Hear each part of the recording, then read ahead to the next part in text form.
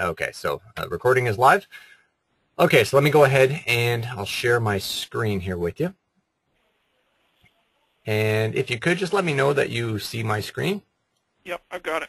Okay, perfect. Okay, so Doug, what I'm going to do is I'll kind of show you the end result, and then after I kind of show you the end result, I'll kind of walk back through and kind of build this more or less from scratch. Okay. I've been kind of thinking about what SolidWorks has done. Yep.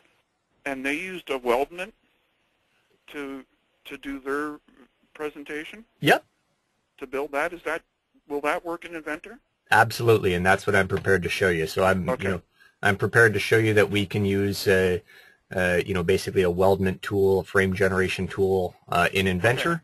Okay. Following a very similar process that they did. Yeah, because I've never used the weldment option.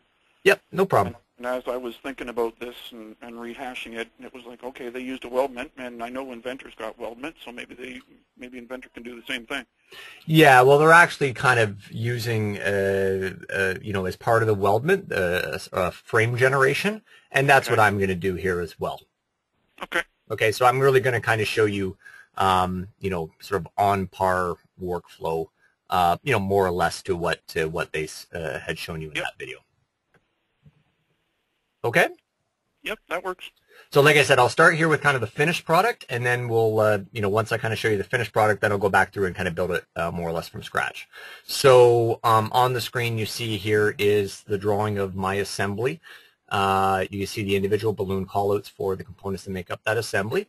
They obviously, correlate to the balloon numbers there in the parts list. You're seeing the quantity callout for the individual components, and as well, you're also seeing like an aggregate roll-up based grouping a stock number just to kind of see a combined total for all the components that would be made from a similar stock piece.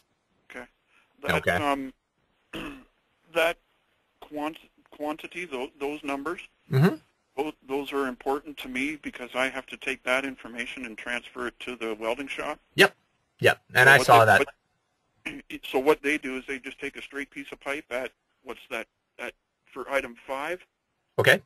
They're going to take a straight piece of pipe, cut it at 154, and then do the bend. Exactly. Yep. So, yep.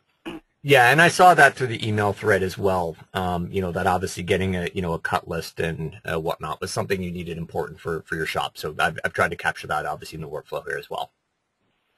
Right, and of course we're also doing a rolled up quantity count, so that for example of a particular stock, the total length that you would need to have available, based upon what you're going to build.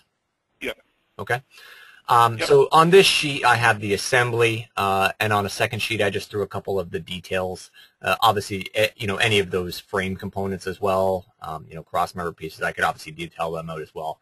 I've done it in a second sheet here. If you want to do it on a second drawing, that's kind of really up to you. Yeah, we're probably gonna have, like, for our shop drawings, which is basically what this is. Mm-hmm. We may have 2 to 3 sheets. Yeah. I'm going to try and compress everything down to 1. Okay. Just because it's easier for the shop. But it may turn out where we've got 2 or 3, but that's okay. I can. Yeah, I mean that's just a particular of how you want to lay it out. If you want to lay it out on one sheet or separate drawings or however you want to do that. And obviously in our sort of weldment environment here, every component is a separate file. So you can certainly lay that out to satisfy whatever sort of drawing requirement that you have. Okay, so let's take a look at the assembly. So here I have the assembly, and in my assembly is a part file that is really the controlling part for this assembly. And again, once like I said, I'm kind of backing up here, and then we'll kind of go forward to kind of build it from scratch. But as I said, what's that? So you built this exactly. Okay. Yeah, I just kind of took some of the values that I saw off the video. You built this exactly the same way that they do it. Yep. They did it. And see, this is what I'm doing is I'm building each part. Yep. Separately, as different parts, and then I'm combining them in an assembly. Exactly. Yeah. Right. So obviously, I understand. And I was kind of told that that was the way to do it. Mm-hmm. What we asked SolidCAD to do, SolidWorks, yep, is if we decide to go with SolidWorks, then we have to import something like 300 to 400 symbols, right, or models that have already been built in Inventor. Right. So that's why when I had the conversation with them, I put that on there, mm-hmm. put that statement out there, and said if we go, then I don't want to have to go back and redo a lot of them if it's necessary. I see. Yeah. So right. that's why they've done it this way.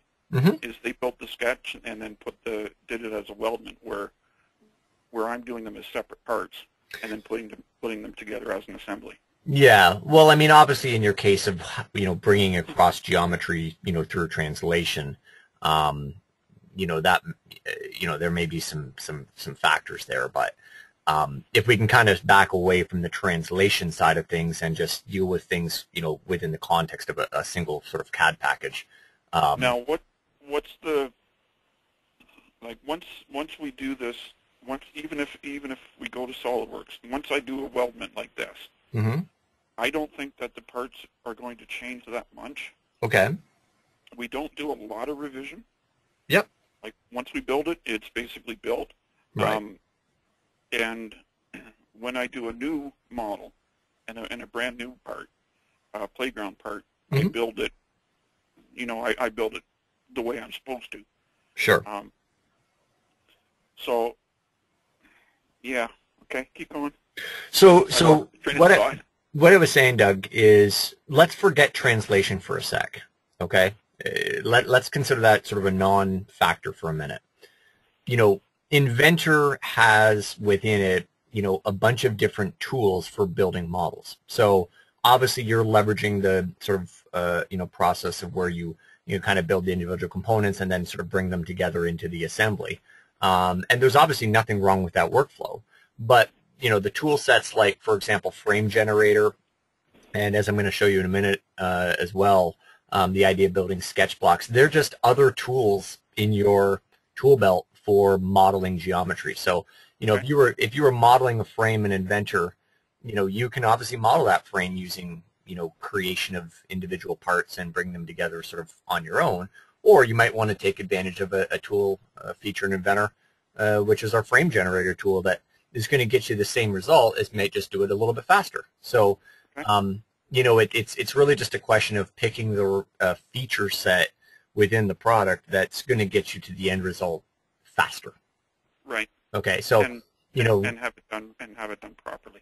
Exactly. Yeah. And I mean, if you're building a frame, obviously, there was a time in Inventor where we didn't have a frame generator tool. So your only option at that point to build a frame was to do it using some of the similar type of workflow you're doing today. But now that we have a frame generator tool and have had it for a number of releases, that is, again, just another tool that you can use if, in fact, you wanted to utilize it for building your frame. So, if I was building a frame, and I was building the type of sort of geometry that I saw in the video, regardless of the product we're talking, whether it's, Inventor or SolidWorks, I think I'd want to leverage that tool because I think it's going to get me the frame faster than the traditional way of modeling it in either package.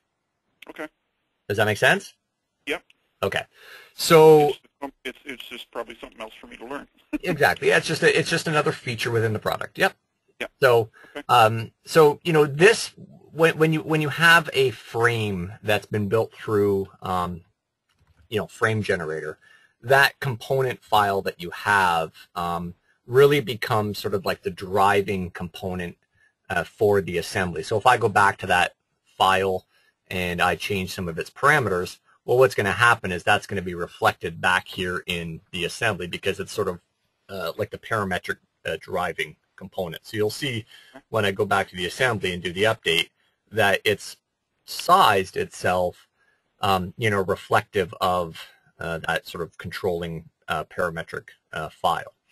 And in addition, not only has it changed the geometry, but it's obviously respected any of the end conditions in terms of the components that I put on there. So, if I were to go now and do an analyze interference on this frame, you can see that there's no interference because even with the changing the size of geometry, my notches and whatnot are still updating correctly.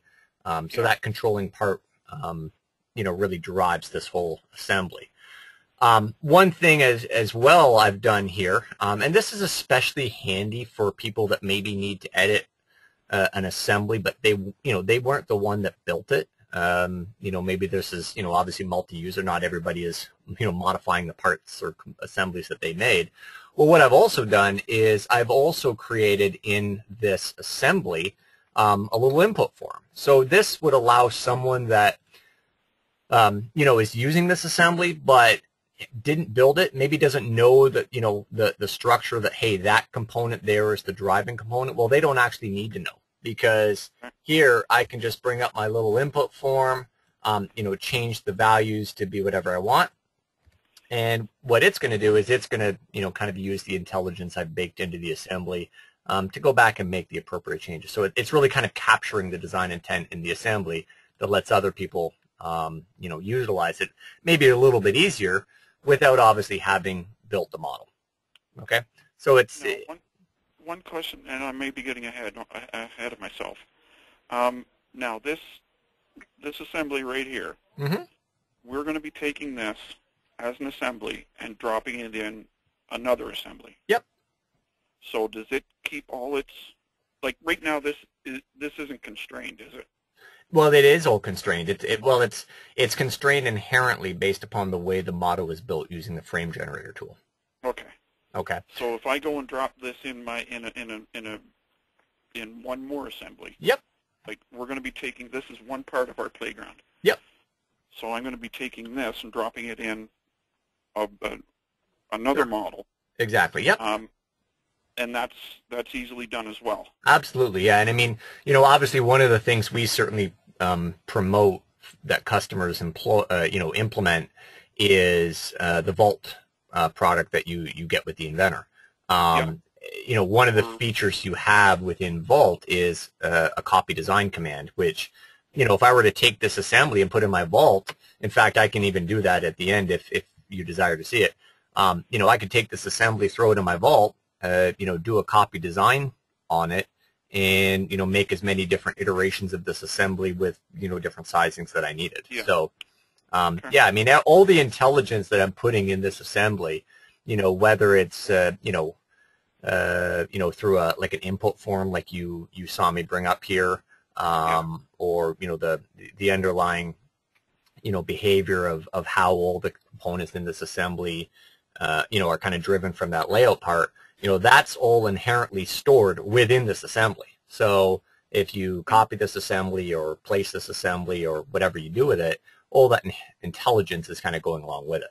Okay, and you're using iLogic to build this, is that correct? Well, the only piece I'm actually using iLogic for is just the nice little form builder. Okay, there's no other iLogic intelligence within this assembly. Now, is that form builder, is that a custom thing that we would do? It is so remarkably easy. You're going to want to use it. In fact, incidentally, I'll show you how easy it actually is to build a form. Okay, if you didn't actually have one. Yeah, and I've basically got no experience in iLogic. Well, yeah, the form builder is very, very simple. So like that little input form, all I did is just went add form. Just dragged and dropped the parameters that I wanted on here, threw a picture on here, and, that was kind of it. The form builder tool is really, really simple. Okay. Well, I like that option. Yeah. Now, I don't want to get too, if I can, I don't want to get too lost in iLogic here for a second, only because, the form that I built was just a little sort of inventor value add. Okay. It doesn't really change the underlying behavior of how this model is built, right? The form was only there to say, hey, if you wanted to have an input form so that, when you start to copy this assembly around, somebody have someone has a little bit easier means of just going and changing the values rather than having to go and open up the individual part file. Well, yeah, and that's kind of why I'm quite impressed with that form because that made it easy. There's right, exactly. So there, and yep, and but you don't have to go in and open it and resize it, and that's right. hopefully all the constraints will stay. So you got it. Yeah. So like I said, I just wanted to make a that. clarification that there is no iLogic in this assembly really outside of that form. Okay. Okay. Okay, so there's the assembly. So now that you've kind of seen the assembly and you've seen the structure, I think maybe now is a good time. Why don't I just kind of go ahead and sort of build it more or less from scratch? Okay, so because you use the frame generator, you have used that initial sketch, and just like the SolidWorks video, just applied a pipe to it. Yep.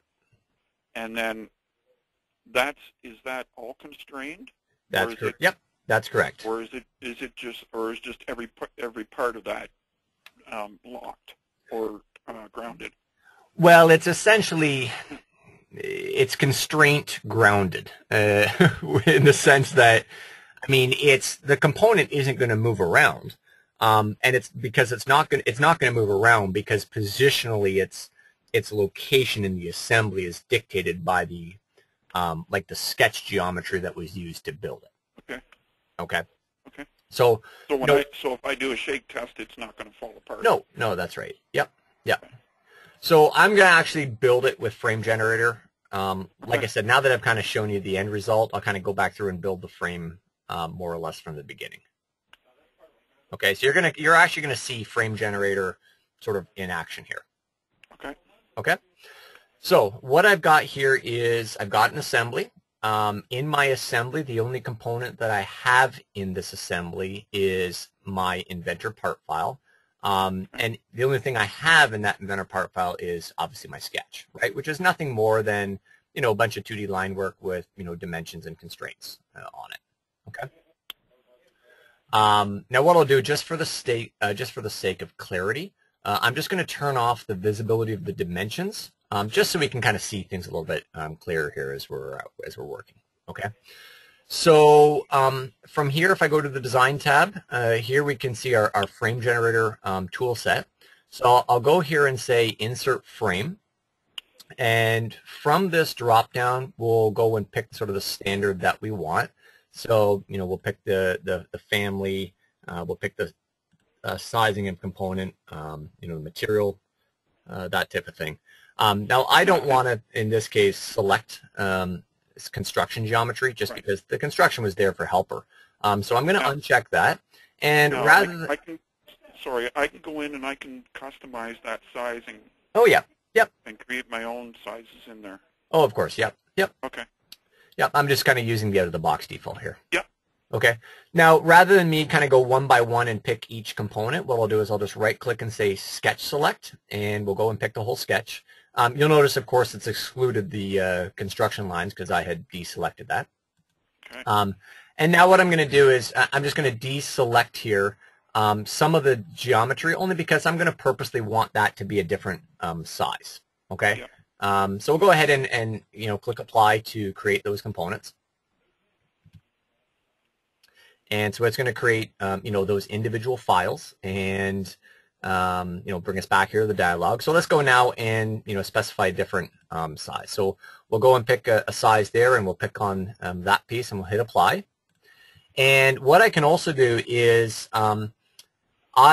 this particular sketch sort of hoop here is actually created from 3 different line segments. In fact, you'll notice that if I were to go here to multi-select, you can see there's like a straight segment, a curved segment, and then another straight segment.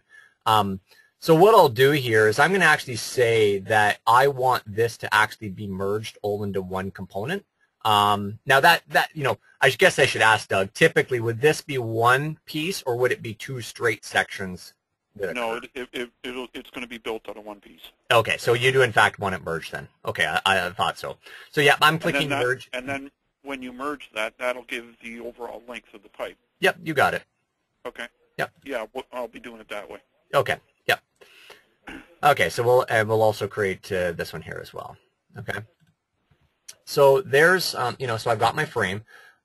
So from here, when it puts the frames on, we'll go through now and use some of our end treatment tools. So in this case, I'm going to apply some notching. So we'll apply some notches here. It'll only take a minute for me to just quickly go through this. What's nice is you're going to see, I could always run the analyze interference command just to see if there are any, end treatments that I've missed. Now, when you create a notch, what length of pipe does the bill of materials pick up?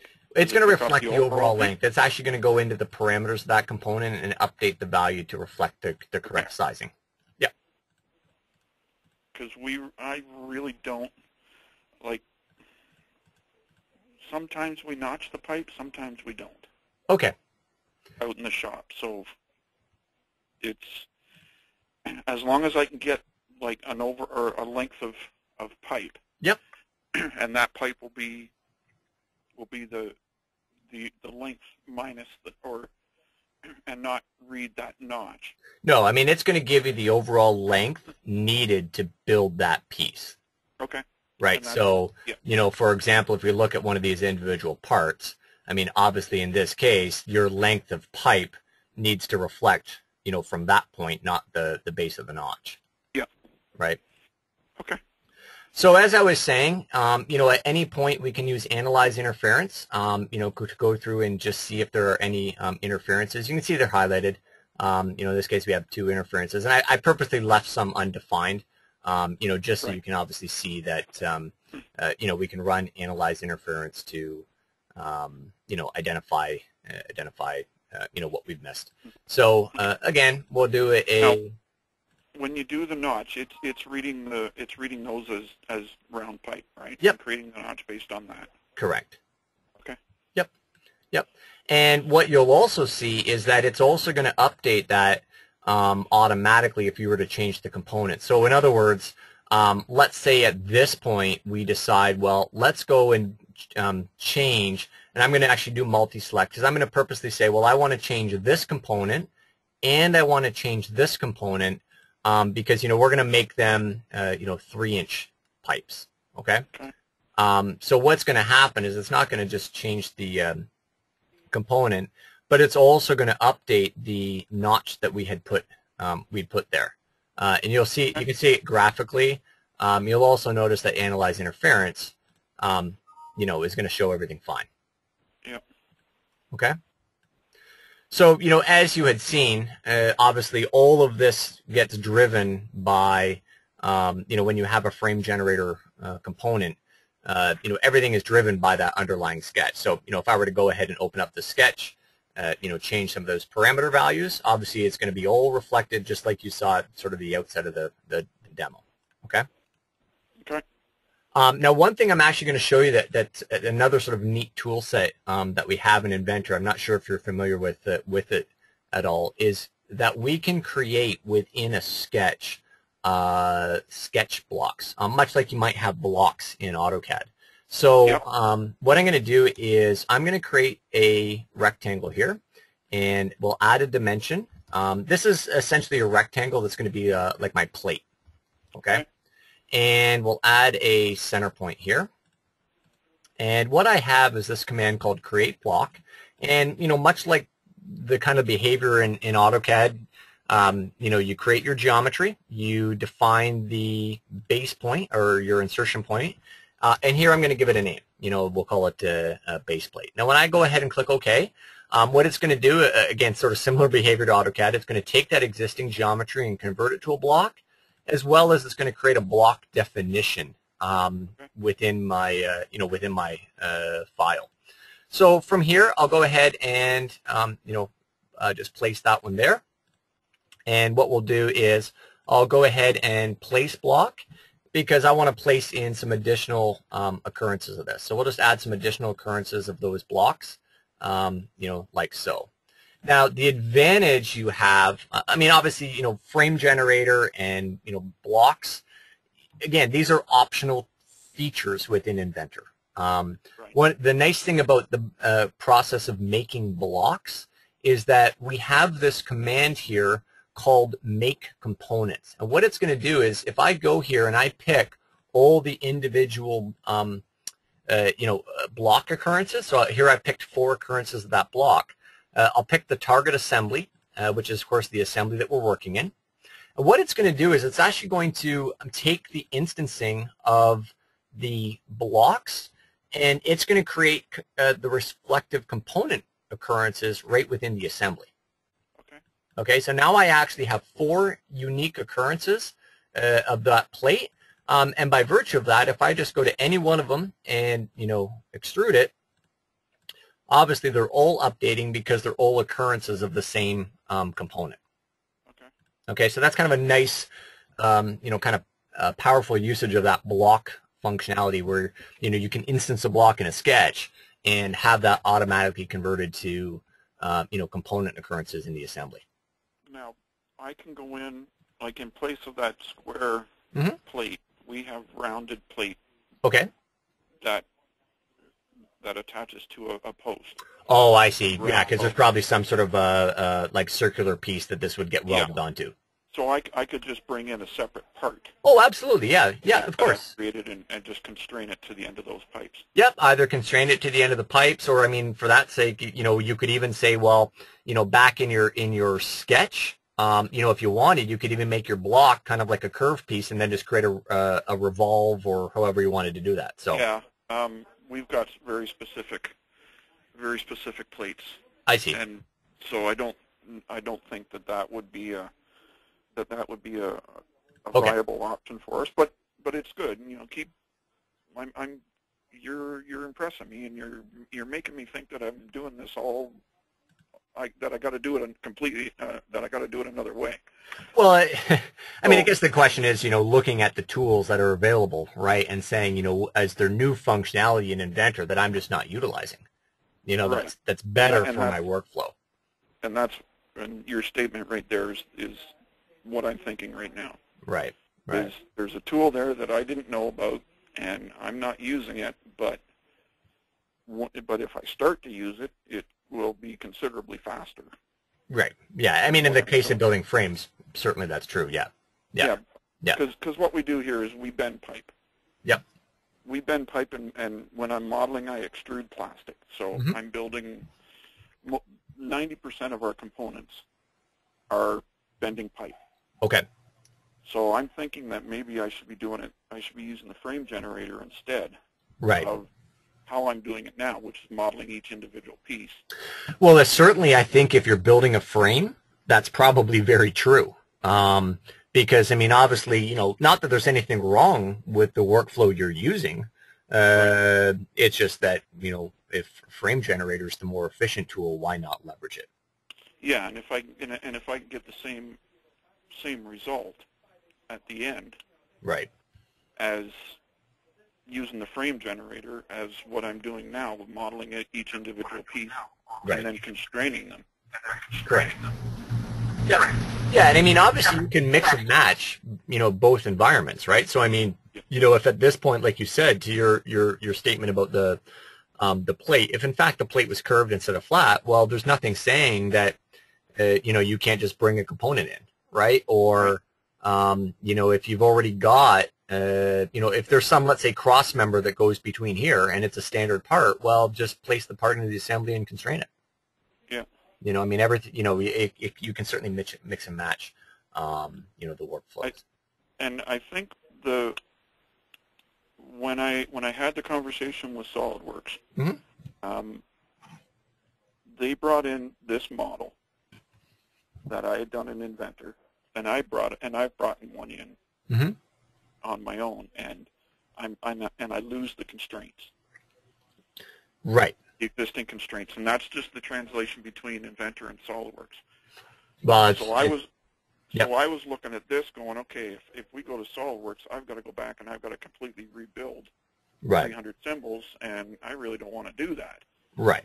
Yeah. Because I've just set myself back by 2 or 3 months. Yeah.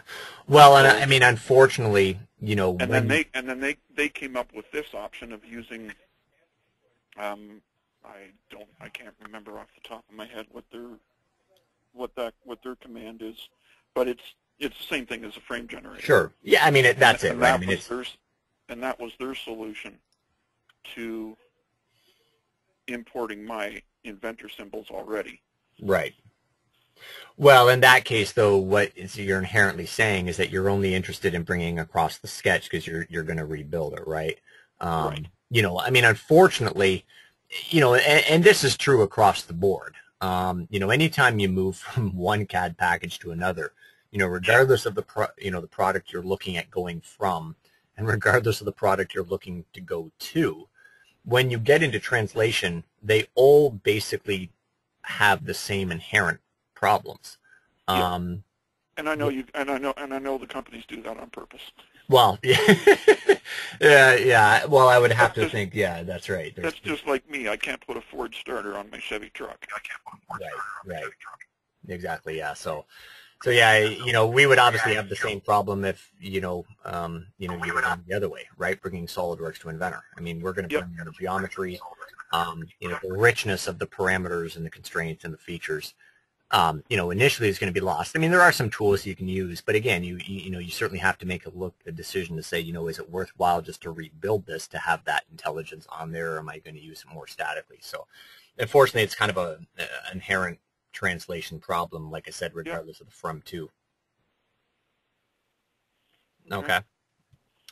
Now, a quick question, Doug. Do you you know, in your models, do you actually show any of the welding, or no? No, you don't. Okay, that's fine. No, we're not. We've got a base rate. Yep. For our welding. Okay. But we're not measuring like weld per inch. I see. And including that as our right in our pricing. Okay. And we're not even showing them on our models. Okay. It's one of those nice to have, but yeah, we don't do that, so it's not a okay. And you know, honestly, that's what I thought weldments was. Right. Was okay. Well, I can show the welds. Well, we don't need to. So why do we need to? Yeah.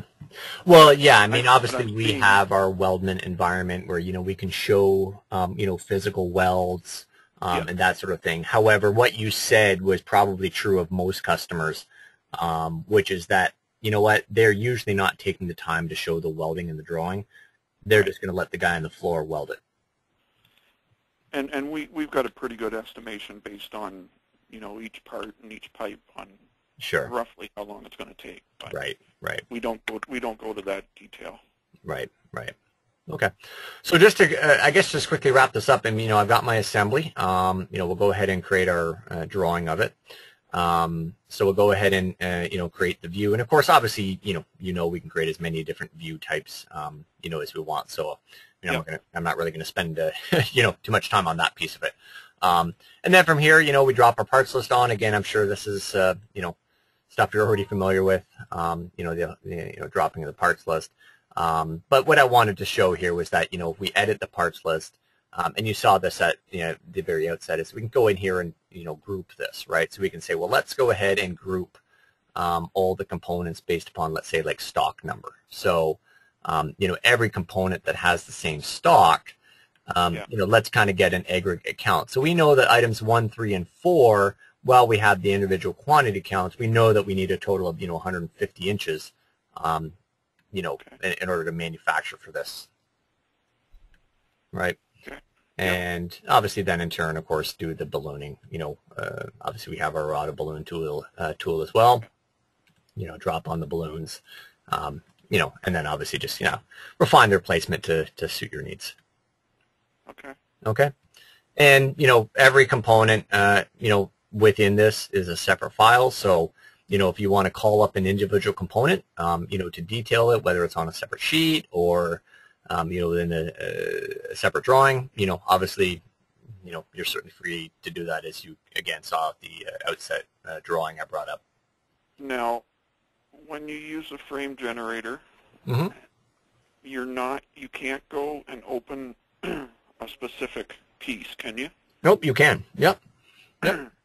So if I go because like I said, every component is separate. So if I decide here, that I wanted to, if I wanted to open up an individual component, so for example, I wanted to open up this individual, I'm going to call it like the inside hoop. I can certainly go ahead and do that. I can open it up. And it's also an editable part. So, if you needed to show, for example, in this part, you needed to add a feature. Let's say there was like a notch cut out here or something. Yeah. You can certainly go ahead and add those individual features into those components. And, in turn, as I was saying, because it is a separate component, we can certainly go ahead and, detail, that individual component if we wanted. I'm doing this wrong.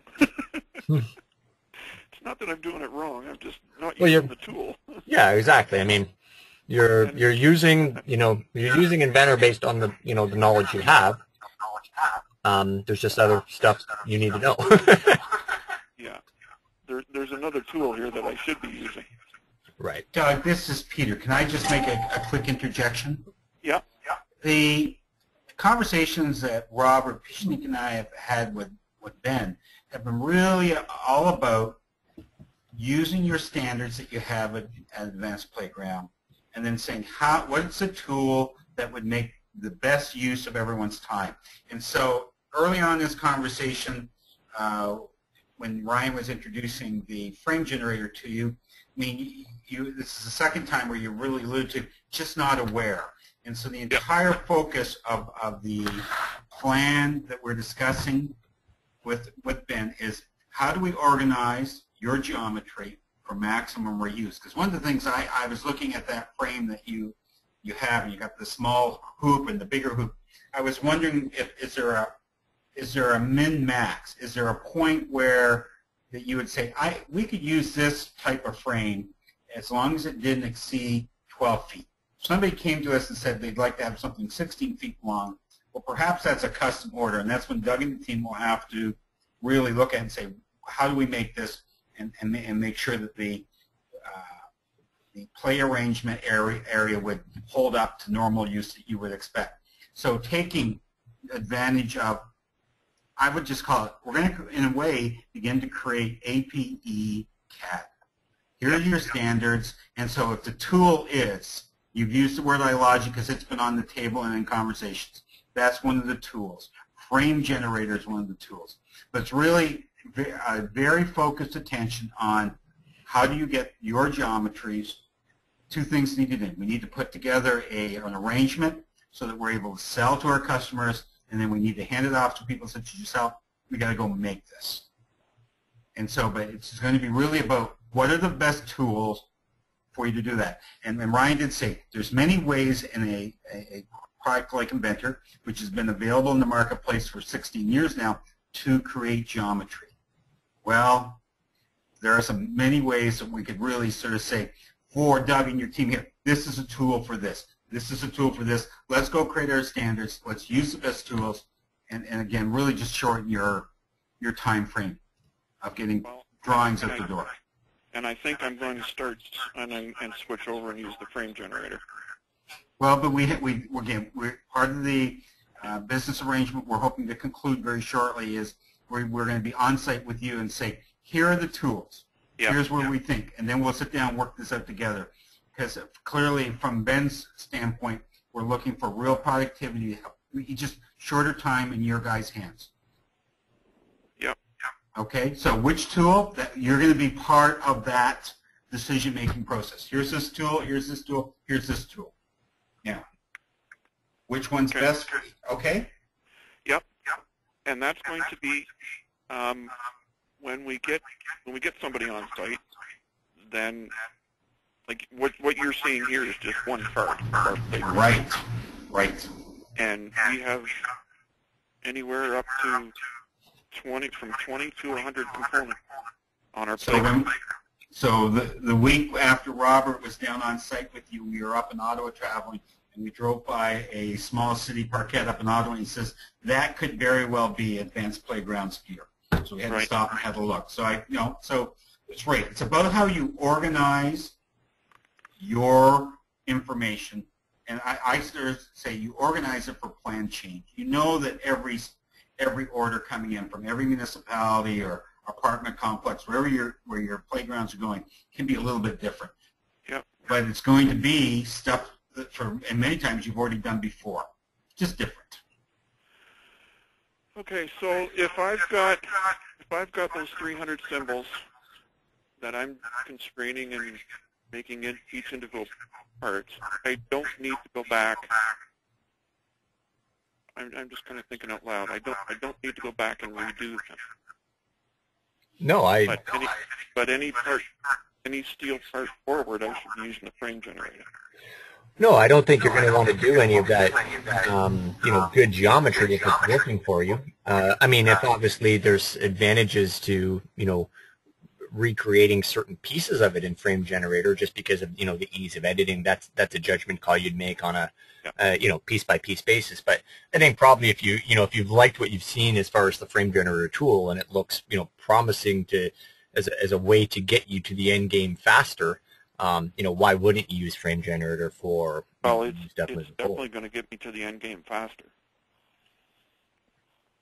and that's just because, like I said, we're 90% of our pieces are pipe. Right. So to bend a piece of pipe is bending a piece of pipe. Right. And It looks like frame generator can do what we're asking, or what we're trying to do now, or what we're doing now, only I'm doing it the long way. Correct. Okay. Yep. And like I said, when I go and build, that model, initially it's going to change maybe 2 or 3 times. Right. But that's more sizing and distance dimensions and stuff like that. Right. But once our production manager says, okay, I'm happy with it, go, then, we basically don't touch it again. Yeah, but even while you're going through those iterative changes, even if there are only, 2 or 3 of them, I mean, obviously you saw the fact that frame generators based off that controlling part makes it very easy to ripple those changes to the assembly. And also you saw that once I'd committed to the 3D component, like you saw with the 2 outside rings, if I decide afterwards, hey, I want to change that component to be a different size, well, you can do it at that level as well quite easily. Yeah. Okay. Okay. So, Doug, you've definitely given me something to do tonight. Because now I'm going to sit and play with this frame generator. Right. Well, that's good. And I'm probably going to rebuild this piece right here. Okay. Because I know how long it took me. It took me about 20 minutes to build each individual piece, put it in, and constrain everything. Right. To where I've got a final assembly. But now I'm going to go back and I'm going to do it from scratch, using the frame generator, and just see how long. And if it cuts my time in half, I'll be happy. Right.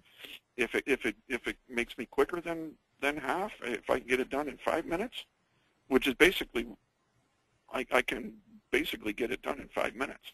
Right. And I've still got the final result is still something that is fully constrained and usable to our next to the next guy down the line. Right.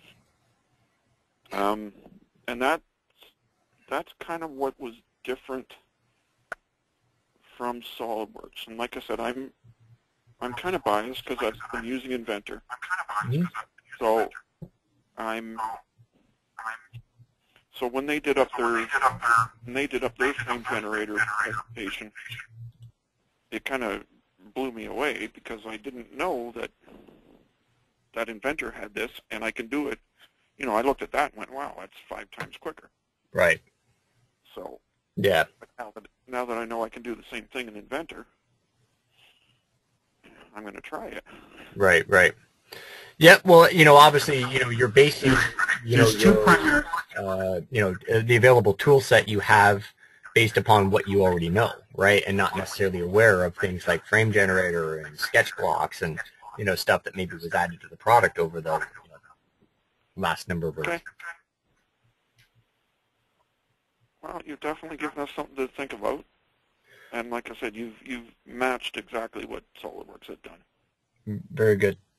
So there's nothing that I'm not as impressed with SolidWorks as I am with Inventor right now. Okay, well that's. I was leaning towards SolidWorks when they did their little presentation. Went, okay, it's 5 times faster, and then I looked at this, but yeah, it's the same.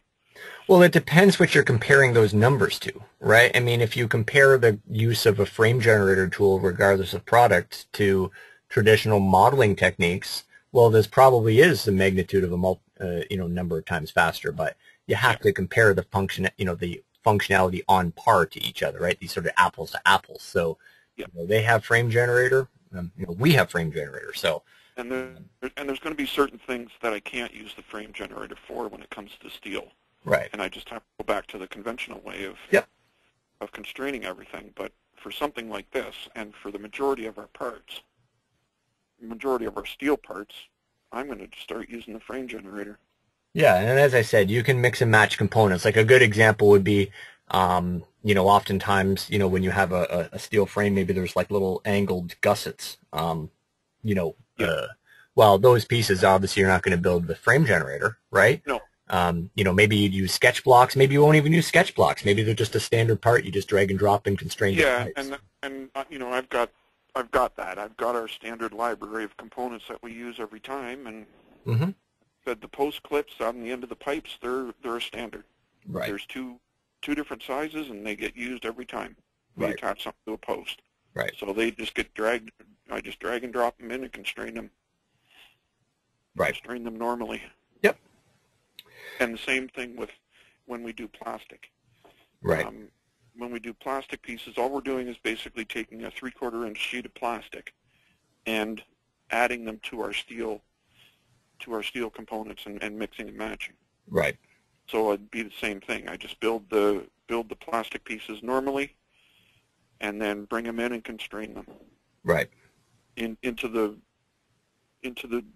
right.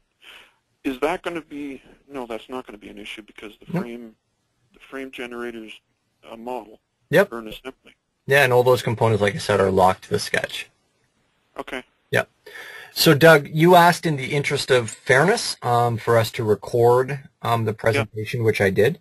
So what I'm going to do is I'm going to go ahead. I'll end the recording right now. Not that we have to get off the call, but I'm going to end the recording right now. You asked if I could place that on YouTube or some sort of distributable. Or if you just so we can send the link or send something to SolidWorks. Okay. And we're only doing that in fairness. Nope, that's fine, and I didn't have a problem with it. So what I'm going to do is I'm going to end the recording right now. Just give me maybe an hour, but by early tomorrow, anyways, I'll have it available on the web. So I'm going to stop the recording.